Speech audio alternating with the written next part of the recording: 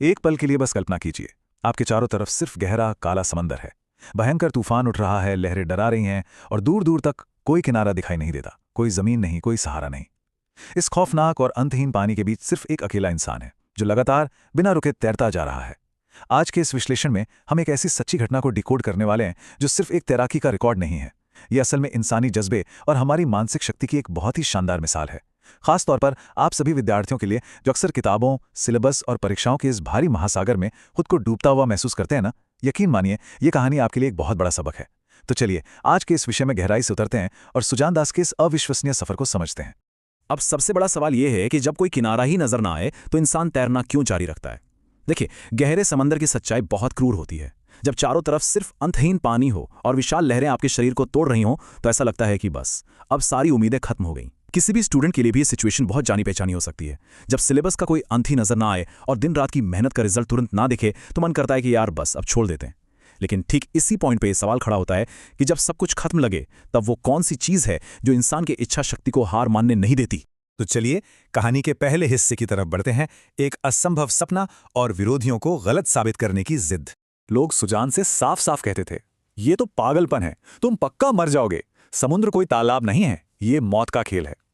जरा सोचिए, इस तरह की भयंकर नेगेटिविटी दिमाग पर क्या असर डालती होगी। ये बिल्कुल उस भारी दबाव की तरह है जो कोई विद्यार्थी तब महसूस करता है जब उससे कहा जाता है कि अरे ये एग्जाम क्रैक करना किसी नॉर्मल स्टूडेंट के बस की बात नहीं है, या इस सब्जेक्ट को समझना तो लगभग नामुमकिन है। लेकिन सुजान के अंदर एक अलग ही लेवल की जिद थी। उसने इस नेगेटिविटी को अपनी कमजोरी नहीं बनने दिया, बल्कि इसे खुद को साबित करने का सबसे बड़ा मोटिवेशन बना लिया। 30 किलोमीटर, जी हां 30। ये सिर्फ एक नंबर नहीं है दोस्तों, बल्कि ये खतरनाक इंटरनेशनल समुद्री जल की वो विशाल दूरी है जिसे पार करने के बारे में सोचना भी रोंगटे खड़े कर देता है। और याद रहे, ये किसी शांत स्विमिंग पूल की बात नहीं हो रही है। ये एक ऐसा विशाल और डराने वाला पैमाना है जो बिल्कुल किसी मुश्किल परीक्षा के उस भारी भरकम सिलेबस की तरह है जिसे पहली बार देखकर लगता है कि नहीं यार, इसे तो कभी पूरा किया ही नहीं जा सकेगा।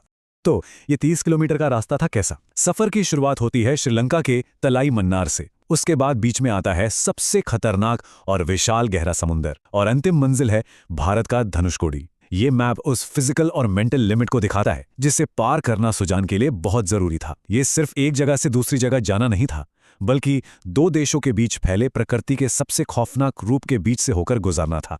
अब आता है दूसरा पड़ाव, गहरे समुद्र में उतरना, जहां शरीर की असली परीक्षा शुरू होती है।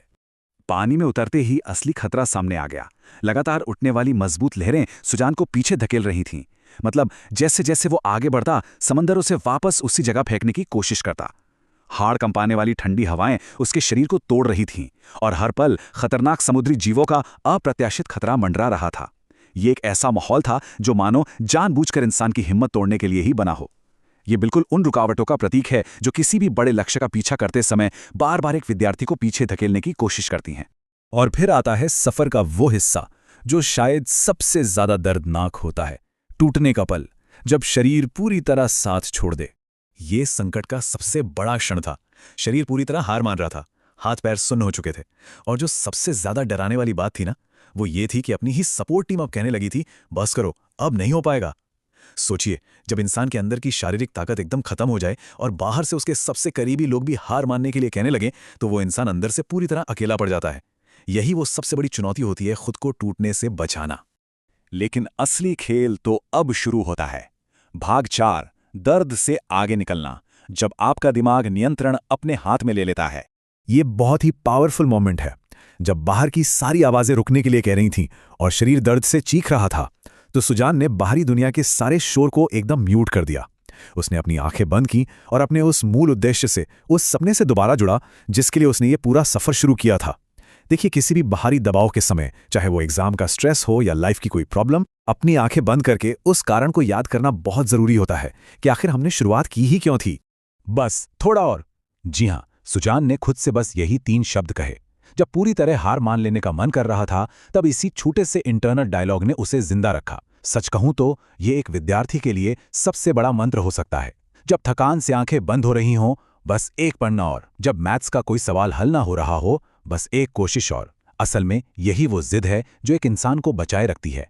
और इसी जिद का नतीजा है हमारा 5वां पड़ाव, डर पर विजय और किनारे का नजर आना।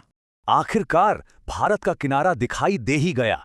वो मंजिल जो एक समय पर पूरी तरह से नामुमकिन लग रही थी, वो अब सामने थी। जो लोग कह रहे थे कि ये मौत का खेल है, जो टीम कह रही थी कि रुक जाओ, वे सब अब बस हैरानी से देख रहे थे। सुजान ने उस असंभव सफर को पूरा कर लिया था। ये सिर्फ एक फिजिकल डिस्टेंस तय करने का पल नहीं था, बल्कि ये असीम खुशी और उस पूरी जीत का क्षण था जिसके लिए हर इंसान तरसता है। अगर हम इसे थोड़ा गहराई से समझें तो ये जीत केवल एक एथलेटिक रिकॉर्ड नहीं थी। ये केवल 30 किलोमीटर के पानी को हराना नहीं था।